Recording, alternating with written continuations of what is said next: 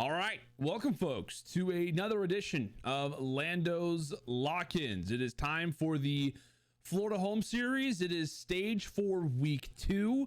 We're just in the middle of this bad boy. We are in the middle of this bad boy. A lot of crazy results happening, some major storylines coming in to this second week, again, like I said, of stage 4. But before we get into those, I want to quickly reference back the Chicago home series just to see how we did. And overall, we did pretty good. We go 8 for 10 in overall series. Biggest regret for me was the one that I thought we might. We did try to go for the upset. Imagine if we could have had that. How crazy that would have been. We called for the Surge to lock up the Thieves in that game 5. However, it goes the opposite way, and that control, while very frustrating for the Seattle Surge, that round 5 on raid, I think for once I've felt the anger that I'm sure a lot of Seattle Surge fans have had over the past 2 seasons. So I feel ya. I had a moment there where I was just like, come on, like we had the ability to close it out there, and they won the game for Hardpoint. We get the idea. So that one was definitely a surprise. That overall, right, just Florida to start off the week, right? They had the nice upset versus the Ultra. I thought this one might have gone to a game 5, but I had Ultra winning it every single time. I was not expecting Florida to come out the way that they did, and obviously props to them. Otherwise, a lot of +2s. Wish we could have had a few more +3s, but we got a nice Minnesota versus Paris prediction. That was a big +6 that we got, kind of calling New York not to go for the 3-0, but instead for the 3-1. Of course, was double points. And then, +3, or rather +4 in terms of the other game fuel marquee match, what we call the 3-1. In fact, it was the 3-0. We had three 3-0s on Sunday, which I think a lot of people, including myself, expected those to be more close, right? A 3-2 and a 3-1 and a 3-1. Not at all the case. One of the faster days that we have seen really so far throughout the season. So with that, we're looking pretty good in terms of predictions, and I'll be totally honest with you, Florida home series, I don't know where I sit. I really don't. This week, I think, has the ability to break us a decent amount, and a lot of people could be very confused about why that's the case. Honestly, the primary reason is just because I really think that there's a lot of upset potential in this particular week. Now, I want to do my best to try to make sure these aren't as long as they've previously been, so I've tried to shorten up my notes a little bit. I've tried to shorten it up, but every time I say that, it ends up being just as long, if not longer. So crossing our fingers. Obviously, you guys have the ability to see how long this video is. So I'm hoping that we're no more than like 20-25 minutes at the most, but we'll see. So with that in mind, again, major thank you to everybody who, of course, tunes into this series. It's awesome to kind of go over our pick'ems together. If you are new and you're just like, wait, what? I'm sitting, 3 minutes into this video? What exactly is going down?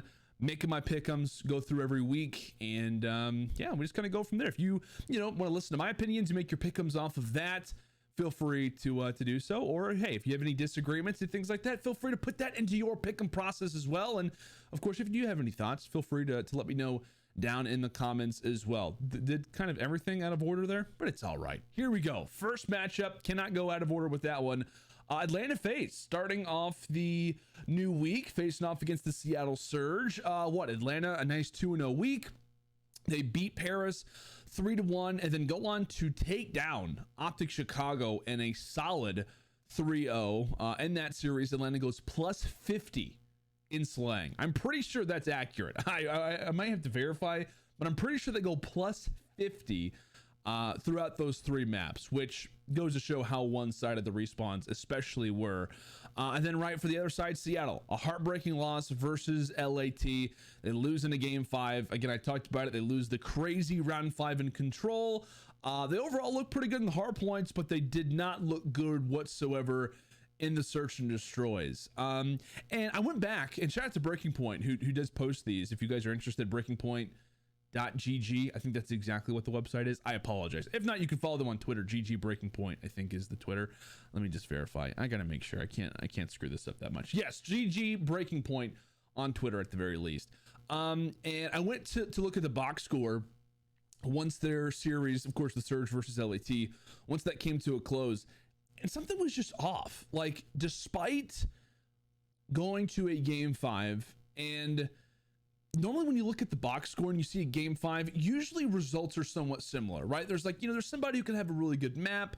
At times you have a little bit of a disparity between players, but I don't think I've ever seen this much of a disparity, at least recently, or it's been maybe very few and far between.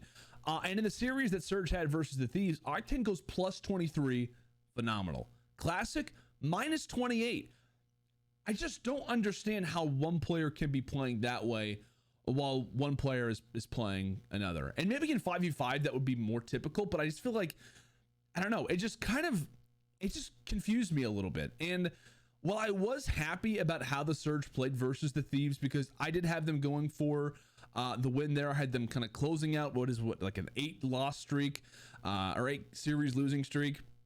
I thought that it would end here. And while I was impressed, I mean, when we're talking about this match in particular, again, it's number 1 versus number 12, and you cannot get over that. You can't get over what Atlanta was able to do this past week. You know, granted, they have a few slow moments versus Paris, but again, that's the new Paris roster.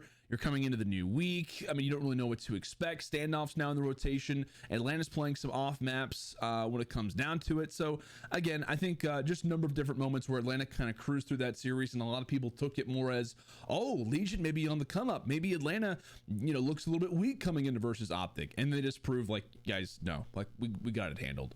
And I think the same thing's going to be said here. Again, number 1 versus number 12. I'm going to be going 3-0. I think that Seattle do look better right now, but I don't think it's going to be enough. So we'll go and quickly move on to the next matchup, which will be the last one on Thursday. It's Dallas Empire taking on the LA Gorillas. This will be the 3rd series in which Vivid is in the lineup for Dallas. Honestly, for Dallas, like, you go 1-1, but I'm really not impressed. Like, I really was not impressed by what we saw from the Empire. What they barely get the W versus London, and in the maps that they won, I think it was like a round 11 search and destroy. One of the hard points was really close. Like, it was by no means a convincing series. It was by no means a 3-2 that you walk away from and say, wow, you know, thank goodness we got that. Or rather, it wasn't like you feel good after a game 5. It was like, wow, like, imagine if we would have lost that. And then they go into the series versus Ultra. Some speculation on that, how they would play, and they get 3-0'd. And so far, Vivid has had just really not a great performance at all. A 0.63 in the last 2 series combined. It just appears to me more and more that Dallas do not have that next level player. And that was the problem that I thought might happen with the Empire team. Is, like I said, I was not interested to see Vivid on the Empire. I was interested to see how the Empire reacts to Vivid being on the Empire. And they just haven't been there. And, you know, granted, when you do have a player dropping a 0.63, you're not expected to have a great week, but still, I just feel like we have yet to see Shotzzy firmly and for a consistent amount of time step up to be the player, to be the slayer that there was no question about it is going to thrive. Like, you know, you have some of those players where it's just like, no matter how the team is performing, at least on a somewhat of a steadier basis, I guess, if you're a team like Dallas. I mean, if you're like 1 through 7, 1 through 8, sometimes you're going to have that one player who just is not affected by the result, or at least is not heavily impacted by the result. And Shotzzy is. You know, Illy has not stepped up to be that guy. Crimsix, you know, is having a solid year, but we know he's not going to be a slayer that takes over the map. At least, or I should say, take over a series consistently. So, I don't know, just not impressed by any means by the Dallas Empire. And I guess we'll start with them again, right? Because they do face off against New York to close out the Florida home series. So we'll leave that conversation for a little bit later. But for the Gorilla side, off a loss versus New York, and pretty much how the series we expected it to go, right? They win the search and destroy, they lose the respawn. Depending on the control, I thought maybe they could come away with the control victory. Maybe they get both, but of course it was a 3-1. Now, I know that I think it was actually the flank who, and shout out to those guys, by the way, awesome stuff. I know that they have LAG winning this series, and I do want to take something into consideration, is that I don't think that we see Vivid consistently drop a 0.63. It just looked at times that he was just kind of uncomfortable. I think this is a huge step up for him. Like, I don't know if he was expecting to get a call from the Dallas Empire when he was sitting on the bench for the Gorillas. I'm assuming he expected he would be somewhere. I don't know if he expected he would be on Dallas. I don't think he would expect to be on the defending world championship lineup. Or if he did, I'm not sure he was going to be familiar with this atmosphere. And so I think being, on location, being in an environment like this where you're playing alongside somebody like Crimsix, when you're in the camp with some amazing rookie talent, when you're being coached by Rambo Ray, I think that it has been a very interesting adjusting period for Vivid. So I'm not saying that, this week he's going to come out and just, double. He's going to go now for a 1.2. Not saying that. I just don't think that KD is accurate of what he overall is going to be for Dallas. And considering that this also is going to be a revenge game for him, because this is the first time that he is facing off against the LAG team, who did, of course, drop him. And so that, he was a little bit too fast for them. So I think that there was a lot on the line for Vivid in this series.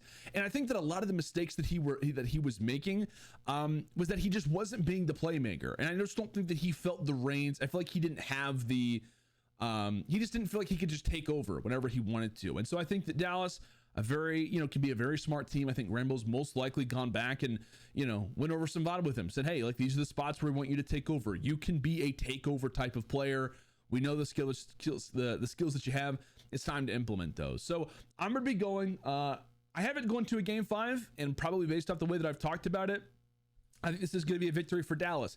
Now, would I be surprised if the Gorillas win this? In some ways I would, but in some ways I wouldn't. Dallas, they are on an 8-game losing streak right now in Control. And that kind of worries me, because Gorilla's not an amazing Control team, of course.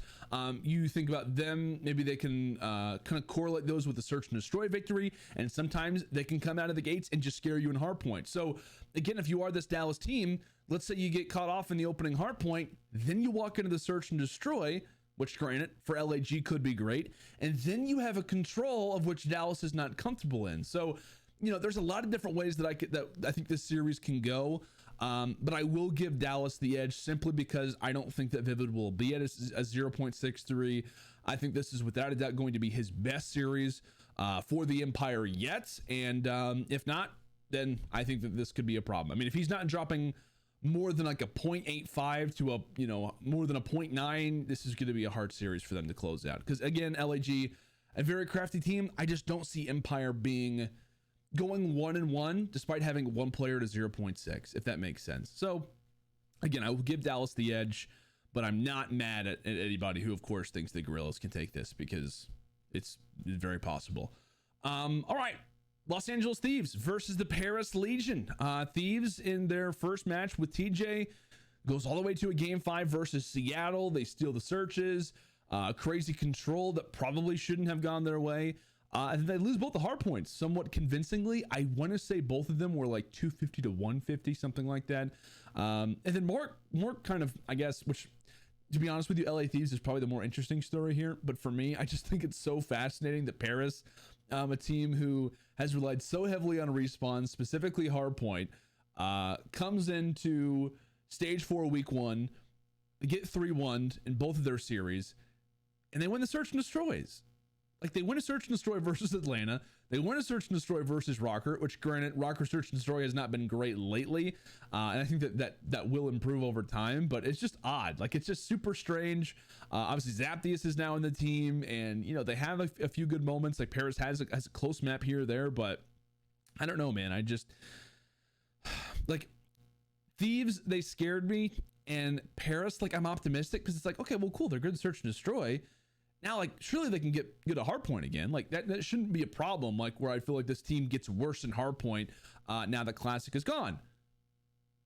But you just don't know with the Legion. Like, you really don't. And I think that Thieves, well, it was a close series versus Surge.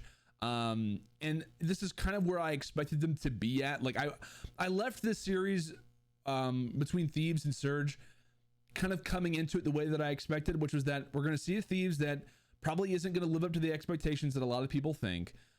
There's going to be a few, problems, but I think that it's up from here. Like, I really do. I don't think this is going to be like a roster that, just totally downward spirals. I also don't think it's going to be like a top 4 team in the CDL. I think they're still just going to be an average team, to be honest. I think they can be like a top 6, maybe top 7 at times, or maybe consistently, however we rank them. It's still early.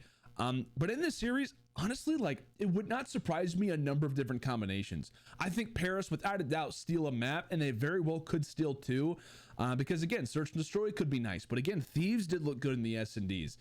Where's Paris going to come out in the respawns? Like, kind of both of these teams had a similar week, just in terms of not convincing in respawns.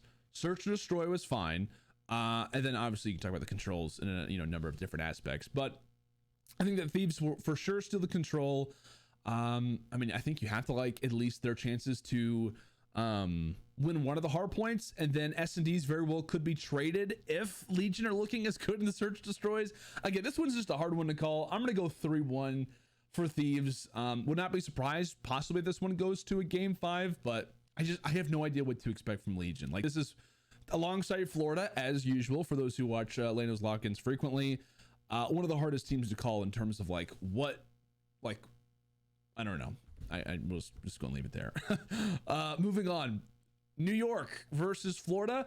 This is going to be a fun one. I think Dallas versus LAG and New York versus Florida are the two games that I am circling if I was a CDL fan, which I watch every match. But if I, didn't have the ability, if I wasn't blessed enough to be able to do that, these are the two games that I would make sure that I at least go back and watch, or that I do my best to make sure that I see, specifically New York versus Florida, because there are a lot of implications in this game. We talk about this group, and then Florida as well, right? Off of a 2-win week, they go 2-0. They upset Toronto in the game 5.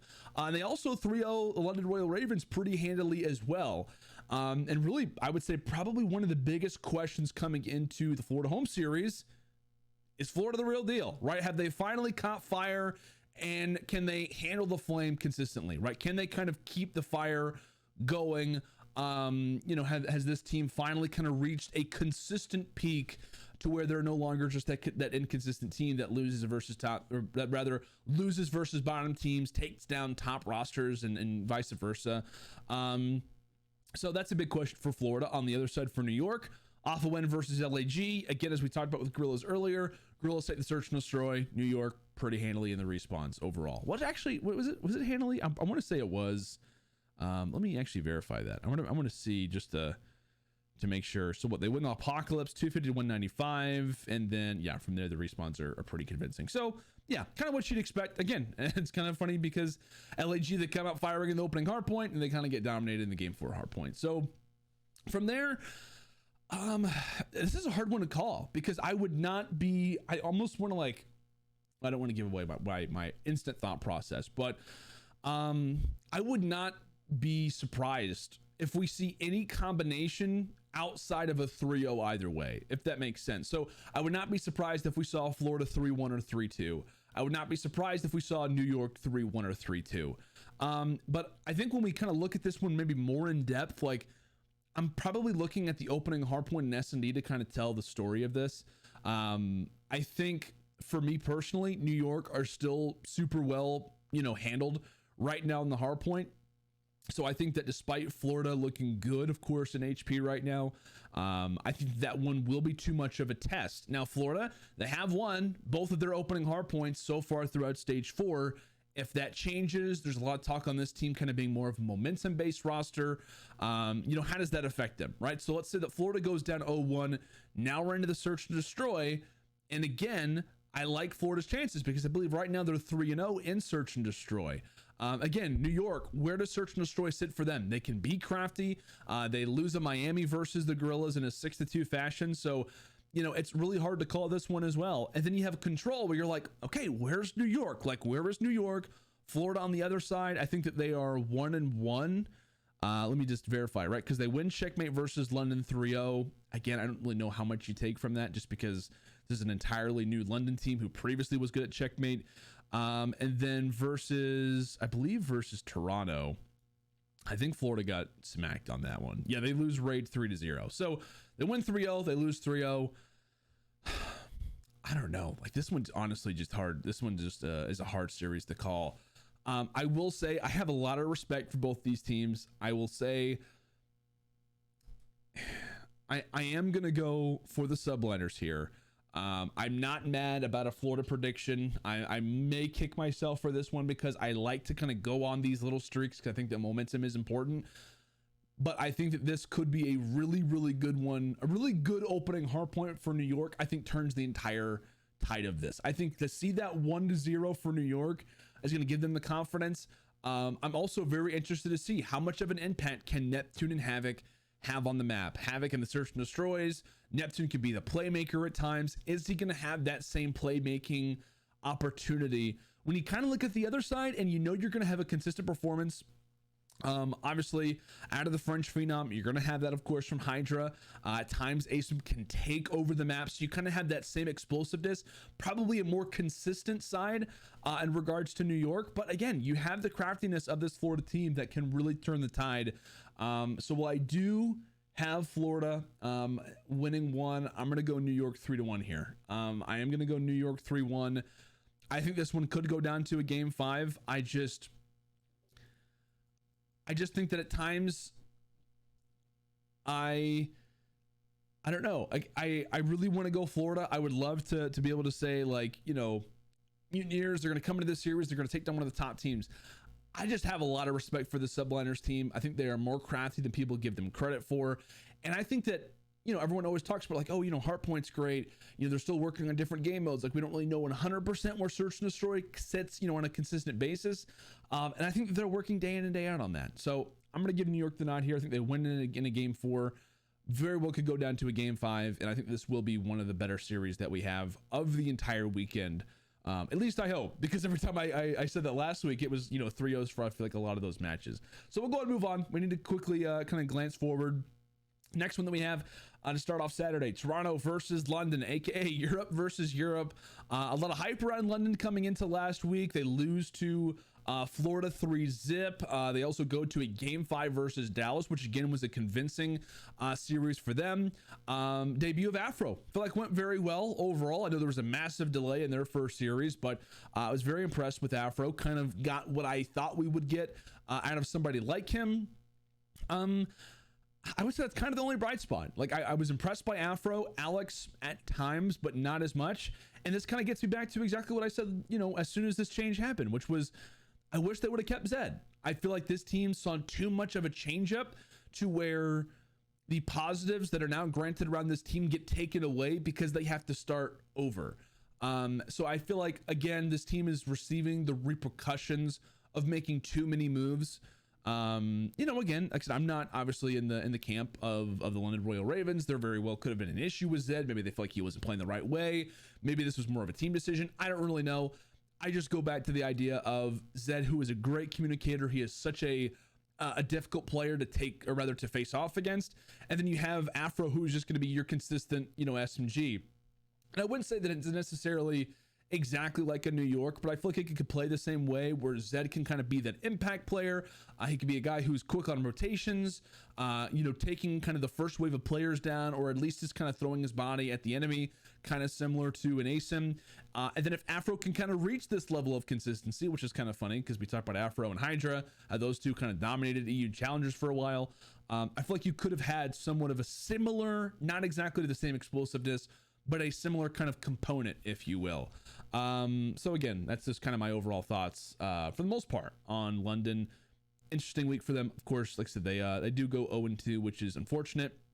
And then from the Toronto side, they are able to refocus right after the upset that they have, that they lose versus Florida. They were able to turn things around versus Dallas. They get a nice 3-0 win there. And I think Florida beat Toronto through the search and destroys, or rather, I flip that around. Whenever we look at this series, how did Florida beat Toronto through the search and destroys? I just don't see London doing that. I think that they have the ability to win a hard point. I think that maybe a control on checkmate, but Toronto, because of their vetoes, they're going to instantly get rid of checkmate, so you're going to have to face off against them in either a raid or a garrison. And I want to say that London lost badly on the garrison. That could be totally wrong. I actually don't know. So I'm going to go Toronto. Honestly, I want to go 3-0 here. I really do. I have 3-1 in my notes, but let me think here. So hardpoint wise, that may be where London can strike. I really don't know how the vetoes are going to look for this just off the top of my head. I don't know everyone's map records. I don't think that London take a control.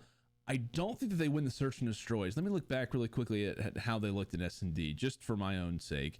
They lose at Express in round 11, which is pretty good, versus Dallas team that, can be actually has a good record on Express. They also get 6-2 on standoff, and then versus Florida, they get 6-3 on Express. So I don't know, maybe just a few different looks. Honestly, I'm going to change my prediction. I'm going to go Toronto 3-0 here. I am, and I'm probably going to wish that I wouldn't, because I feel like so often whenever I go 3-0, I end up like paying for it, but it is what it is. I'm going to say Toronto wins this 3-0. I just feel like in the hard point, they may be able to level up. I just think the search and destroys, they're going to be able to control those. And then no pun intended in the control, I think they win it as well. So we'll move on quickly. I'm looking at the time right now and I'm seeing 25 minutes and I'm getting angry because I said that we would probably be done and we still have 5 matches left. All right, quickly, Chicago versus Paris. I talked a lot about Paris already. Better in search and destroy. Respawn, they have yet to win. I have them losing versus the Thieves earlier on in this week. And then from the Chicago side, looked great versus Rocker. They 3-0 them. Then they get 3-0 versus Atlanta, where they go -50 in slaying, which again is a number that I have to verify. But I think this is just a hard series for Paris, right? This could be a game that puts them at 0-4 in their group. I think I saw a tweet that Aqua apparently is experimenting with the SMG, which don't know about that. I think that's just kind of where this Paris team sits right now. It's just like I think that it has to be so frustrating for them, because it's just like, okay, trying to figure out how to be consistent at modes, and I feel like they just cannot find that consistency. And then kind of at this point in the CDL, you've got Optic, of course, who are majority of the time pretty solid at S&D, and they've been looking a lot better in their respawns, of course, but they do get the 3-0, rather they get 3-0'd by Atlanta, which I think kind of humbles them a little bit. But I might go 3-1 here. Again, I have 3-0 in my notes, but I'm going to go 3-1. I think that Paris can maybe be annoying in one of these. I think maybe the opening hard point, maybe the search and destroy, but definitely not both. They're not going to take the control. So I'm going to go 3-1. Could very well be 3-0 though.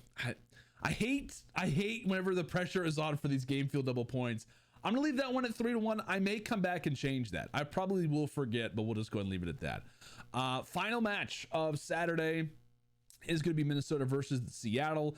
Rocker off of 1-1 week, as we just talked about, off of the 3-0 loss to Optic. Then they were able to bounce back versus Paris, losing the search and destroys. I had a chance to talk to Major Maniac. Great conversation. Post-match interview, basically told me that, hey, you know what, search and destroy, it'll eventually be there. It's just not there right now. That's not really their worry. Their major focal point is going to be in the hard points. It's just a matter of that turning around. And then again, for Seattle, they look pretty convincing in the hard points versus Thieves. But again, where are the Thieves? Where do you rank the Thieves? Are they a really good, search and destroy team now? Where are we going to rank them? How good were they in their opening match in comparison to how they're going to be in their next few matches? I really don't know. And I really do kind of want to take Surge in this series. I just don't know how much merit I give to that LAT matchup, because again, I kind of expected Thieves to come out slow. But I think that Rocker are good enough to trade hard points versus Seattle. And I honestly do think their search and destroy can be better. And then you title that along with control, of which we don't have to get into that for Seattle. They're on an 8-game losing streak in control. Maybe they turn around in this series, but I'm not about to bet myself on that one. So I'm going to go 3-1. I am. I'm going to go 3-1. I know we've had so many 3-1s. We're probably only going to continue to have 3-1s. But I like Minnesota's chances here. Again, I think the search and destroy gets better. I think hardpoint at least gets traded, and then search and destroy, or rather control, I think they obviously take that as well. So I'm going to go 3-1 here. Could go game 5. Definitely could go game 5. Seattle, it would only extend their streak. Also coming off of a loss versus FaZe 3-0, where I feel like you are going to get kind of humbled as a lineup. It's not going to treat them all that kindly. All right, final day, Sunday, Florida versus LAG. I have Florida losing to New York. I have the Gorillas losing in game 5 to the Empire. Both teams in need of a win. And this one could be somewhat of a hard one to call, just because, and a lot of people could say, Landon, you have no idea, like Florida coming to this week, they're going to turn things around. Obviously, if I have Florida beating New York, I have them smashing Gorillas. But because of how I think that series versus New York is going to go, I don't know, man. Like, Gorillas just at times can just really surprise you. I think they can be a very crafty team. And I know there's a lot of people who are saying, like, he's really not going to choose Gorillas, right? I'm not going to choose Gorillas for this one. I like Florida's chances to rebound. I think they play NYSL close, and really all 4 of those maps. And I think the LAG have the potential to take a hard point. I think they have the ability to take a search and destroy. I think they have the ability, given maybe the right map, to possibly take a control, but it's probably going to be either a hard point or a search and destroy. I think at best LAG get one map, and I will give them that. I will give LAG one map, but I think the Florida are able to turn things around. Again, don't count out Gorillas though. Overall, like I know when we talk about, overall results, odds, things of that nature are heavily going to favor the Mutineers, but Gorillas are kind of that team of this season where it's just like, you know what? Sometimes they can just shock you. Sometimes they can just take you to a game 5 that you don't expect, and they can really screw up your pick'ems. Let me just tell you that. But I will be going 3-1, and that is my third 3-1 in a row. Is it going to continue? Possibly. Atlanta versus Thieves. Again, Thieves not convincing in the series versus the Surge whatsoever. As we said earlier, in predicting their series versus the Legion, just the search and destroys looked fine. Hardpoints did not. They want to control they shouldn't have. Versus Paris, I think they turned things around. But again, like, how much merit do you get a victory versus Paris? And then for Atlanta, right? Atlanta are just coming off of a nice win versus Surge. They're just kind of, parading along, probably choosing some random maps that they want to just try out versus the Thieves. We're just going to go, should we go 3-1? I think that Thieves get better. I will. I'll say that Thieves do get better. I don't know. I have no idea. I have no clue what map or game mode rather that the Thieves will take. But I am going to go 3-1 because I think that Thieves will be better in the series versus Paris. And then there's this conversation of, well, how good are Thieves? Because they're facing off against 2 of the worst teams in the CDL. How much merit do you put into a nice victory versus the number 11th team? How much merit do you take in, going to a game 5 prior to that series versus the number 12 team? I don't know. But I think it could be good enough to win one map. And probably in this series phase are just like, hey, let's just, let's throw Miami S&D in here. Who knows from there. And then finally, New York versus the Dallas Empire to close it out. Double points. Big series. And then right in the situation, Dallas, in my predictions, beat LAG in a game 5. Vivid plays better. How great does he actually play? And then he goes from facing off against Silly and Apathy to now facing off against Hydra, who I think is one of the best SMGs in the game. I don't know where I stand right now with the Empire roster. I know that I talked about this earlier. It's just a matter to me of like what Empire player can step up if they can. And that is the problem that I think with this series that they're going to run into, is that versus a New York team, they're going to come at you hot. They're going to come at you fast. They're going to steal the opening hard point versus you. And then now you're coming into a search and destroy. Then you have that control. And that's the problem for Dallas, is that at times they can be good in search and destroy. At times they're not. And then off of that control hiccup that they've had, which could have turned around a little bit versus Gorillas. If not, that is terrifying coming into this. It's just an odd matchup, because I feel like for Dallas, you're looking at them to try and take the hard points. They're not going to be able to do that versus New York, most likely. The search and destroys could be a toss-up, and then the control, I know for New York historically has not been great since adding Hydra, but also at the same time for Dallas, they're on an 8-game losing streak. So with all those things kind of known, and I think with just with the fire that New York's probably going to have coming into this series, I just don't see New York faltering. I don't see them faltering in this series. I don't see them faltering in any one of these maps. I think it will be kind of much like last Sunday at the Chicago home series. I think that Florida will be somewhat of a quicker day. I've got 3-1s, but this one is going to be a 3-0. I think we call week 2 a wrap on a nice 3-0 there for the Subliners. They finished off 2-0, and then now we're having this conversation of like, ooh, what happens when New York eventually faces off against FaZe again? All those things. So what, Surge, fortunately, their losing streak continues. For Dallas, they do look better versus Gorillas, but then they just get destroyed by New York. Where do we kind of rank them from there? And then LA Thieves is probably one of the most questionable teams of the week. Like, how good can they look versus Paris? And then they instantly match up versus FaZe, and it's like, okay, you guys got to really turn things around. For Ultra, they look fine. Ravens, unfortunately, they go 0-3. Optic look good. Of course, Paris, like I said, just continued to win one game. Unfortunately. And then Minnesota only plays one series. Florida goes 1-1, which I think, that's right. Yeah, Florida goes 1-1. But if Florida goes 2-0, That will be the storyline. That will be without a doubt the storyline, unless we have a crazy upset where like Legion beats Optic or Dallas beats New York. The storyline will be Florida going 2-0, but I don't think that happens. I really don't think that it does. I definitely kind of went more standard here. I don't think I really went for any crazy upsets, if any upsets at all. Honestly, just because I really don't know how to call this. Like, there's sometimes where you can kind of predict an upset to happen, and there's other times where it's just like, just nothing on the board just looks appetizing. And that's kind of the way that this looks. Like, there's some really good matchups. I mean, I just feel like I can't point out one that just tells me otherwise. Like I said, this is an interesting one. Dallas versus LAG. This is also another interesting one. And then maybe, I guess it's the last match in the first 3 days that kind of catches my eye the most in terms of where the upset potential could be. But again, it's hard for me to make a case for LAG. It's hard for me to make a case for Florida versus New York. And then for Minnesota, I do like the change in getting Major Maniac onto this team. And I think that they do look better in those search and destroys, which I think ultimately will be kind of the story for the rest of this stage and maybe heading into stage 5 for them. So again, I know I did not achieve what I really wanted to in making this video a lot shorter. In fact, it was exactly the same time limit as every other video, which again was to be expected. Did you doubt it? You shouldn't have.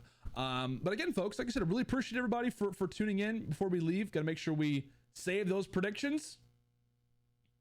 Is it gonna load? Come on. Come on. Why is it not doing it? This isn't. All right. Well, we'll get it done in a moment. We'll figure that out. I promise. I will lock in these predictions. Again, things are subject to change, but if you are in the video still and you're in the comments, feel free to let me know your thoughts, right? What are your thoughts on this series? Any matches that I maybe didn't, point out where upset potential could be? What do you think has the ability to be the biggest differential in pick'em brackets or pick'em predictions of this week? Is it that Dallas versus LAG match? Is it Florida versus New York, or is it a different one? Feel free to let me know your thoughts, of course, in the comments. Make sure to leave this video a like and subscribe if you are interested. And again, I always appreciate the support on these videos, and make sure to, of course, tune in to what will be a very, very fun Florida home series. A lot of storylines coming into this week in particular, and this is really where we kind of get a good idea of where everybody sits already coming into the stage 4 major, which, like I said, is right around the corner, and it's going to be on LAN, and that will probably ruin all of our pick and predictions. But again, guys, thank you so much for tuning in. I will see you all next week, possibly for LandO's Logic, or maybe for just another edition of LandO's Lock-ins. I will see you all very soon.